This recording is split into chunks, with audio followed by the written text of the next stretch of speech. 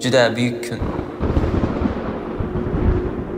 Unda osmon yorilib qizg'in yog'dek qip-qirmiz bo'ladi.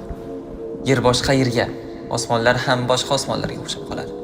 Yer o'z ichidagi suyaklarni tupurib tashlaydi. Xaloyiq to'planadi va ruhlar jasadlarga qaytariladi. Hamma tiriladi, hamma yalang'och, hamma xavf-xatarga tushgan. Ularni qattiq qo'rquv va dahshat bosgan. Yuzlari tirishib, lol qolgan. Vaqt biz bilgan vaqt emas. Tun ham biz bilgan tun emas. Kun ham biz bilgan kun emas.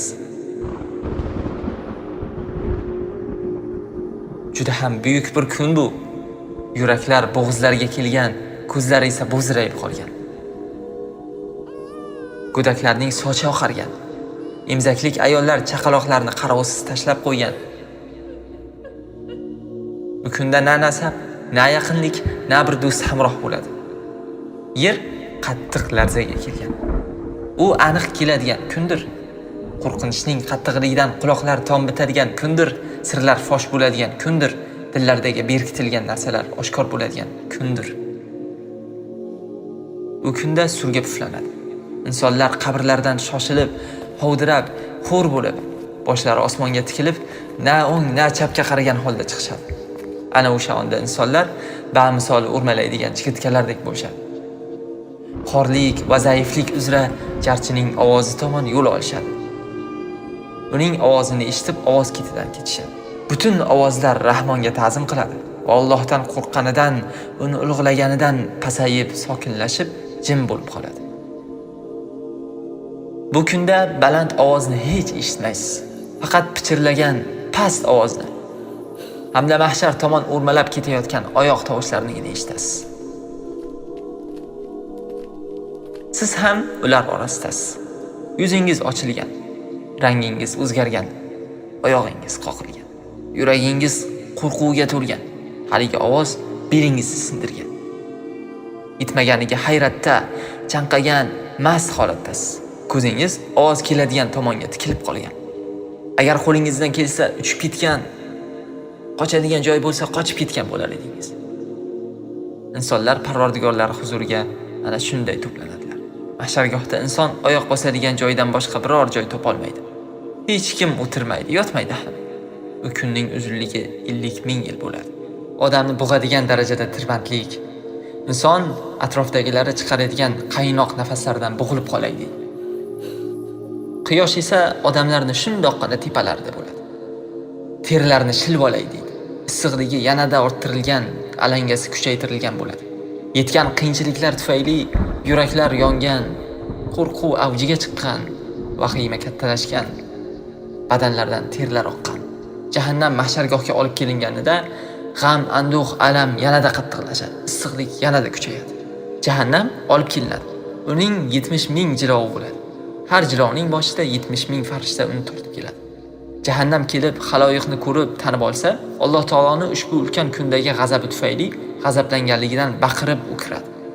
Alloh taolo ana o'sha kunda undan oldin ham, undan keyin ham misli ko'rilmaydigan darajada g'azablandi.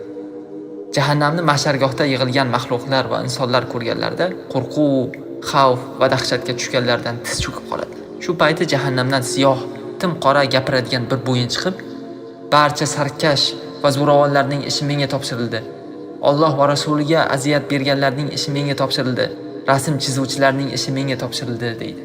Mana shu ajoyib, g'aroyib, dahshatli onda, mana shu qattiq tirbandlik va g'ayri oddiy tiqilinchda va hamma yalang'och bo'lgan vaqtda holatning dahshatligidan bolalarning sochi oqaraydigan bu kunda Alloh jalla jalaluhu nido qiladi. Yana u kunning dahshatidan, u kunda payg'ambarlardan boshqa hech kim gapirmaydi. Payg'ambarlarning gapi ham Xudoyim o'zing asragin, asragin, Xudoyim o'zing asragin, asragin bo'ladi. Ona emzaklik borasini qarovsiz tashlab qo'yadi. Ota farzandini unutadi, farzand otasini unutadi. Mehribon ona bolasini unutadi, bola ham onasini unutadi. U kunda kishi yaqinlaridan, otasi-yu onasidan, xotini-yu farzandlaridan qochadi. Bu kunda hamma odamni o'zining ishi boshidan oshib-toshib yotar. Ana o'sha damda hamma o'zim deb qoladi. Hatto payg'ambarlar ham ularning hammalari o'zim deb qolishadi. Faqat payg'ambarimiz Muhammad sallallohu alayhi vasallam ummatim ummatim deydilar. Bu ishni men qilaman, men deydilar. Ana o'shanda odamlar bir-birlariga holingizga bir qarasangiz, bizga nima bo'lganiga bir qarasangiz, sizlar uchun Rabbingizga borib shafoat qiladigan biror bir odam bormikin deb qolishadi. Keyin birma-bir payg'ambarlar huzuriga kelishadi. Ana o'shanda hamma bir ovozdan qasamki, Alloh bugun bundan oldin misli ko'rilmagan darajada g'azab qilgan. O'zim mendan boshqaga boringlar deyshadi. Hatto Muhammad sallallohu alayhi vasallam huzurlariga kelishadi. U zotga: "Ya Rasululloh, siz oxirgi payg'ambarsiz va siz Allohning elchisiz. Alloh sizni yaratib butun payg'ambarlardan afzal qildi. Alloh taolo sizning oldingi va oxirgi gunohlaringizni kechirgan-ku. Bizni bu holimizga bir qarang ya Rasululloh. Bizga nima bo'lganini ko'rib turibsiz-ku. Biz uchun Rabbingizga shafoatchi bo'ling" dedilar. Shunda Habib Muhammad sallallohu alayhi vasallam: "Ha, bu ish meniki" deb Rahmon azza va jallaning arshi ostiga keladilar-da, Alloh azza va jalla uchun sajdaga otiladilar. Shunda Alloh tabaraka va taolo u zotga turli maqtov va sanolarni o'rgatib, u zotga oldin hech kimga bermagan ilhomni beradi. Shunda Haq subhanahu va taolo u zotga nido qilib: "Ey Muhammad, boshingni ko'tar, so'ra berilasan, shafoat qilsang qabul bo'ladi" deydi. Habib Muhammad sallallohu alayhi vasallam: "Ey egam, menga shafoat va'dasini bergan eding. Xalqing uchun shafoatimni qabul ayla" deydi. Alloh taolo: "Shafoating maqbul ey Muhammad. Qayt, men ham orangizda hukm etish uchun kelaman" deydi. So'ngra farishtalar saf-saf bo'lib Alloh taologa ta'zim qilgan hollarda kelishadi.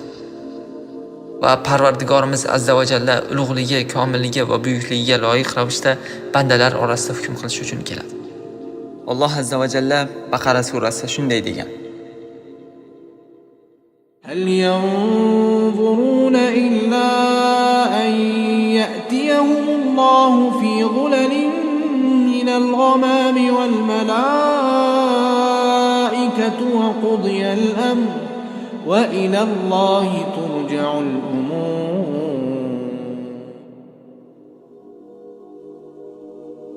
Hali ular Alloh va farishtalar bulut soyalar hamrohligida kelib azob kelishini kutishyaptimi? Butun ishlar Allohga qaytarilur. Oyatning tafsiri quyidagicha: Ana u sarkash kofirlar, ularga ochiq yorqin hujjatlar kelganidan keyin ham qiyomat kuni Alloh azza va jalla o'ziga loyiq ravishda bulut soyalar hamrohligida kelib, ular orasida odil hukmini ijro etishini hamda farishtalar kelishini kutishyaptimi? U kun kelsa, Alloh ular orasida albatta ajrim qilur. Butun xaloyiqning ishlari Allohga qaytur. Aytishlaricha, birinchi osmon sokinlari yerga tushganida ularning sonlari yer yuzidagilardan bir necha barobar ko'pligini ko'rgan odamlar qo'rqib ketganlaridan Robbimiz sizlar bilanmi deyshar ekan. Bu gapni eshitgan farishtalar titragan hollarida Parvardigorimizni poklaymiz, u biz bilan emas, endi kelyapti, endi keladi deyshar ekan. Keyin ikkinchi, uchinchi osmon aholisi bilan ham ayni holat yuz berar ekan. Barcha osmonlarda yashovchi farishtalar bilan ayni savol-javoblar bo'lar ekan. Keyin farishtalar yerga tarqalib tursalar, 7-osmon sokinlari kelib qolishar ekan. Ularning sonlari butun 6 osmon sokinlari yu yer yuzidagilardan bir necha barobar ko'p bo'lar ekan. Shunda Alloh azza va jalla hali aytganimizdek komilligi, buyukligi va azamatiga loyiq ravishda kelar ekan. Ayni damda butun xaloyiq saf-saf bo'lib tiz cho'kib turishar ekan. Shunda bugun kim hurmatga loyiq ekani ma'lum bo'ladi. Har qanday holda hamd aytganlar tursin deb jar solinadi. Ular jannatga kirib ketishadi. Keyin ikkinchi marotaba jar solinadi. Bugun kim ehtiromga loyiq ekani ma'lum bo'ladi. Tunda namoz o'qish uchun to'shaklardan kechasi uyg'onganlar tursin deyiladi. Ular ham turishadi va jannatga kiradilar. Keyin uchinchi marotaba jar solinadi. Tijorat va oldi-berdilar ham Allohning zikridan chalg'itmaydiganlar tursin deyiladi. Ular ham turib jannatga kirib ketishadi. Mazkur 3 guruh jannatga kirganidan so'ng amal daftarlari ochilib, tarozilar tiklanib, butun mavjudot hisob-kitobga chaqirilar ekan. Shunda bir jarchi jar solar ekan.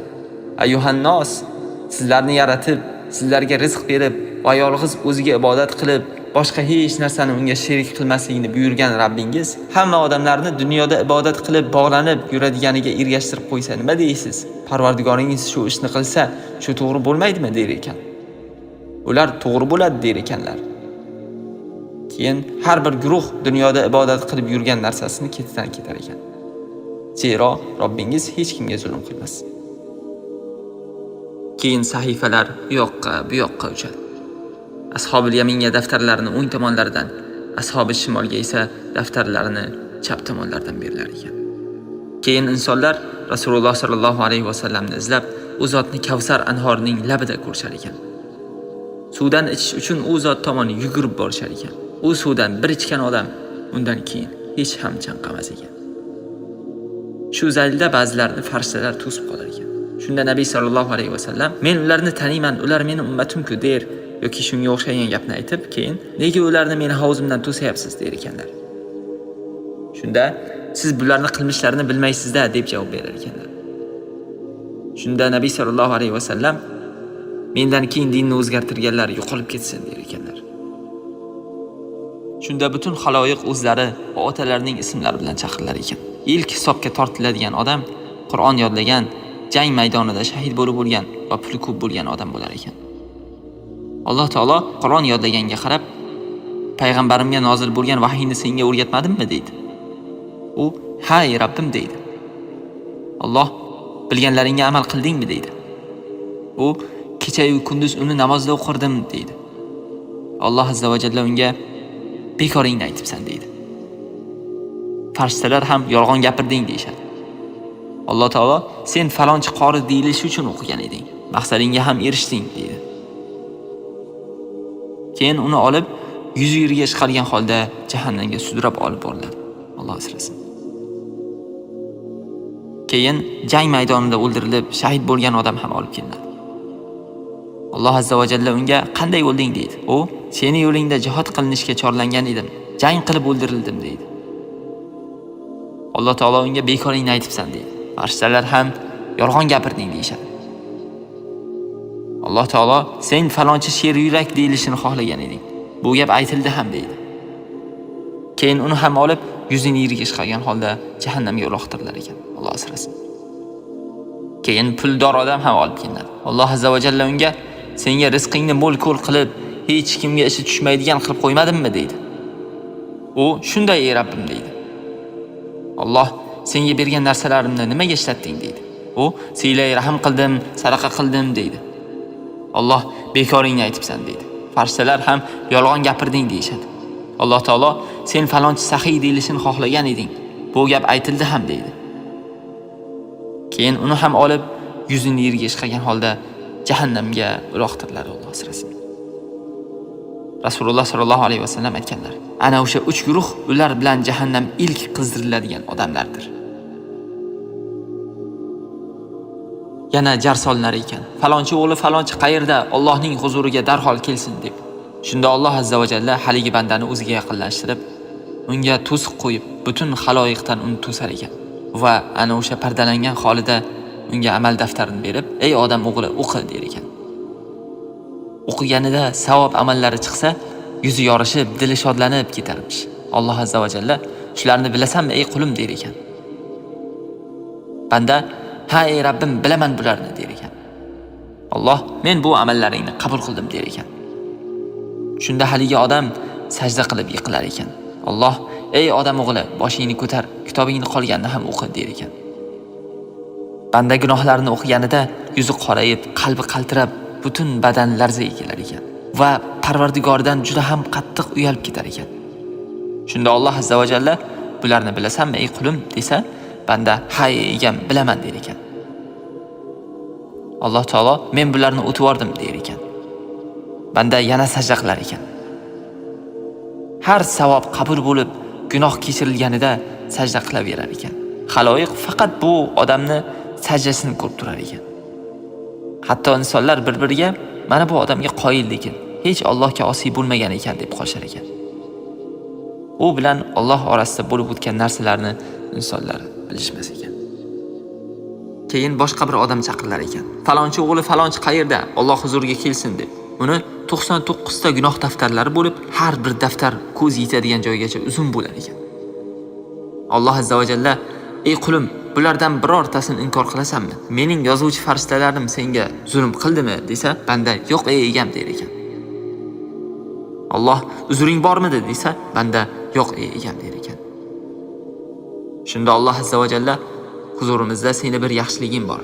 Bugun senga zulm qilinmaydi deb ashhadu an la ilaha illalloh va anna Muhammadan abduhu va rasuluh deb yozilgan bir varaqcha ko'rsatlar ekan. Alloh kel o'lchaymiz desa, banda ey Robbim, shuncha kitoblar yonida bu qog'ozcha nima ham bo'lar edi der ekan. Alloh azza va jalla senga zulm qilinmaydi der ekan. So'ngra haligi kitoblar bir pallaga, bu varaqcha narigi pallaga qo'yilsa, haligi kitoblar uchib ketib qog'ozcha og'ir bosar ekan. Hech narsa Allohning ismini og'ir bosmaydi. Kishi qiyomat kunida 4 narsa haqida so'ralmagunicha joyidan jilmaydi. Umrini qayerga sarflagani, kuchini qayerga sarflagani, ilmiga qanday amal qilgani, pulini qayerdan topib qayerga ishlatgani. Endi kofir munofiqlarga kelsak, Alloh asrasin. Butun xaloyiq oldida ularni ana ular Allohga yolg'on to'qilgan odamlardir deya nido qilinib, butun xalq oldida sharmanda qilinadi. Alloh taolo o'sha kunda buzg'unchi odamlarning ham buzg'unchiligini ochadi. Rizoyingni men istadim yo Rabb. O'zingdan o'zga najotim yo'q. Uyatdan xo'p titradim yo Rabb. Toriqdim, hech halovatim yo'q. Gunohlarim haddidan oshdi. Oziylikda men unvonman. Mahshargoh shiddati vahmi ila tarsonman men, larzonman. Keyin jahannam ustiga sirot ko'prigi qo'yiladi. Odamlar amallariga ko'ra undan o'tadilar. Farishtalar osiylarni do'zaxga tortadilar, Alloh asrasin. Ba'zilar to'g'ridan to'g'ri tushib ketsa, ba'zilar tortib tushirib yuboriladilar. Ba'zilarni changaklar ilib qoladi-da, ko'prikdan pastga do'zaxga tushib ketadilar. Payg'ambar sollallohu alayhi va sallam esa o'zlari va ummatlari uchun Alloh azza va jalladan panoh so'raydilar. Allohim o'zing asragin, asragin, Allohim o'zing asragin, asragin deb duo qiladilar. Rasululloh sollallohu alayhi va sallam sirotdan o'tib oladilar. Orqalaridan ummatlari ham o'tib oladi. Hamma amaliga ko'radi. Keyin Alloh asrasin, jahannam oxirigacha to'ladi. Alloh azza va jalla rahmati bilan jahannamdan musulmon odamlarni chiqaradi. Oxiri do'zaxdan so'nggi chiqariladigan 4 ta kishi qoladi. Alloh azza va jalla ularni chaqiradi va boshqatdan hisob-kitob qilinadilar. Keyin Alloh azza va jalla ularni qilmishlarini bo'yinlariga qo'yib va jazoga loyiq ekanlari aniq bo'lgach, farishtalarga ularni do'zaxga qayta uloqtirishni farmonini beradi. Farishtalar tortib do'zaxga uloqtiraman deb turganlarida bittasi to'xtab yig'lagan holda: "Ey Robbim, ey Robbim, meni senga bo'lgan gumonim bunaqa bo'lmagan edi. Men bunday bo'ladi deb o'ylamagan edim" deydi. Shunda Alloh azza va jalla: "Qanaqa gumonda eding ey qulim?" deydi. "Meni do'zaxdan chiqarilganidan so'ng yana u yerga kirgizasan deb o'ylamagan edim" deydi. Alloh azza va jalla unga: "Seni gumon qilganing bo'la qolsin. Ey farishtalar, uni jannatga kirgizinglar" deydi. Allohim bizlarni kechirimga, marhamatga, jannatga, roziligingga loyiq qilgin. Yuzingni ko'radiganlar qatorida qilgin. Ey mehribon, ey rahmon. Allohim barcha katta-yu kichik, avvalgi-yu oxirgi, oshkor va maxfiy gunohlarimizni o'zing bizdan ham yaxshi biladiganing nuqsonlarimizni kechirgin. Ko'taruvchi ham, tushiruvchi ham o'zingsan va sen hamma narsaga qodirsan. Allohim o'zimizga qarshi, shaytonlarimizga qarshi va inson va jin shaytonlarga qarshi bizlarga ko'mak bergin va bizlarga kuch-quvvat bergin. Seni zikr qilib, senga shukr qilib, chiroyli ibodat qilishimizga yordam bergin. Dunyoda ham, oxiratda ham sobit qadam qilgin. Amallarimiz, so'zlarimiz, holatlarimizni tuzatgin. Niyatlarimizni xolis qilgin. Xotimamizni go'zal qilgin. Ezgu amallarimizni qabul ayla.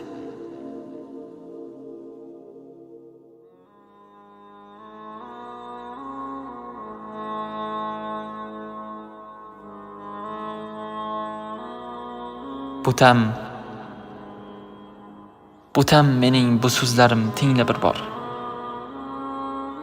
Isyonkorlik yuzing yerga qaratgaydir. Gunohing ko'p, savobing kam, qilma inkor. Do'stim, hisob kuni holing ne bo'lgaydir. qiyomatda yakka o'zing tirilsang sen. Yoruv do'stsiz, yolg'iz holingda kelsang sen. Yalongoyoq, yalang'ich holda tursang sen. Do'stim, o'sha kuni holing ne bo'lgaydir? Turibsan sen, ahli isyon uzra pinhon. Qo'lingdan hech baqo kelmas, chimsan hayron. Chaqirilsang, noming osiylikda unvon. Do'stim, o'sha kuni holing ne bo'lgaydir? Mana amal daftaringni ol ey inson, desa olamlarning Robbisi buyuk mannon. Butam, attang, amallaring faqat isyon. Do'stim, o'sha kuni holing ne bo'lgaydir? Uyalmayin nechuk gunoh qilar eding? Yashirincha isyon qilib nechuk kelding desa Robbing, so'ylab o'tam, ne javobing? Do'stim, o'sha kuni holing ne bo'lgaydir? Afsusdasan, endi chekdingmi nadomat, doim haqqa qarshi eding-ku sen nomard. Sur do'zaxga desa Alloh, bu ne hasrat. Do'stim, o'sha kuni holing ne bo'lgaydir? Tavba qilsang tavbang endi qabul bo'lmas. Dodvoy solsang do'zaxda hech azob tinmas. Nadomating, ko'z yoshlaring foyda bermas. Do'stim, o'sha kuni holing ne bo'lgaydir? Butam, hali tirik ekansan, Allohim, tavba eshiklarini senga yopmagaydir. Sajda qilib degil, Robbim ey ilohim, afv etmasang mening holim ne bo'lgaydir? Yolg'iz Robbim, men g'ufroningga rojiman. Bandang o'zgalardan panoh topmagaydir. Mahshar vahmi ila tarsonu larzonman. Panohingsiz Robbim holim ne bo'lgaydir? Najotingsiz Robbim holim ne bo'lgaydir?